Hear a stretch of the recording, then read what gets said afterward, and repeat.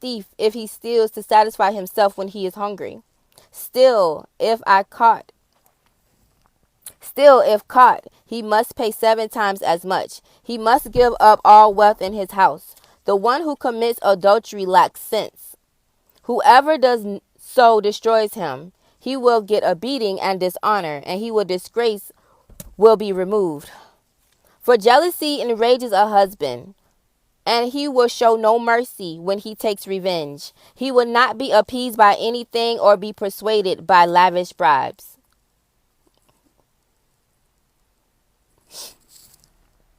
I'm sorry, I won that. I hate the way I just read that. But let's break that down. So Proverbs 6 is speaking about financial entanglements. So, and under here is telling you things that can mess up your finances. When you are entangled with these things, they're going to mess up your financial flow. So, if you're lazy, if you are malicious, if you do anything that God hates, pretty much. And then it has here about the biggest line, the big part of this proverb is line 20 through 35, talking about adultery. So, if you are entangled in adultery, you're not going to reap anything that God has for you, man of God or woman of God. If you're sleeping with somebody else's spouse, you are not going to reap everything that God has for your season.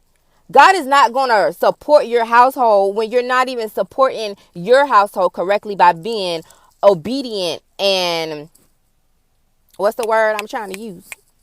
Not being out here sleeping around with somebody else's spouse. How do you expect God to grow your home and help you to become better at managing your household when you're doing a horrible job at it yourself? You have no respect for your wife or your husband because people cheat. It's not just a man cheating or a woman cheating. People cheat. And that's not something God wants us to do. He doesn't want you to get married to mess up your spouse. That's all you're doing. You could have stayed solo and continue to move forward. But when you come into that union with your husband or your wife, y'all are one. So when you are hurting her or hurting him, you're hurting the union. So of course God's going to break everything that you may have accomplished up.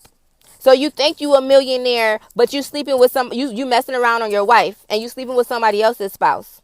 Or even moral of the story is if you're not married to the person, that's God's spouse, right?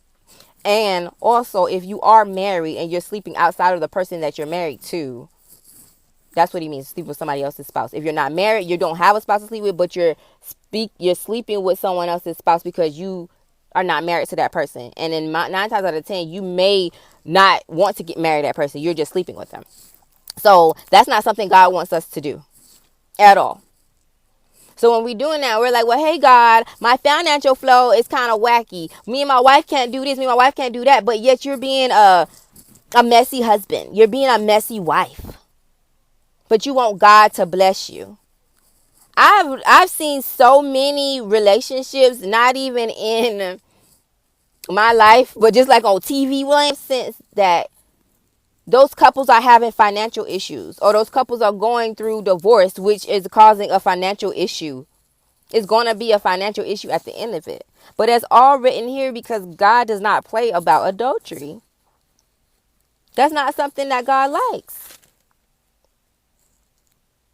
It's really very sad that takes up the whole segment of financial entanglements.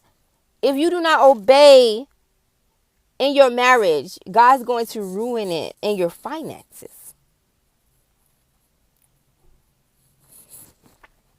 Wow.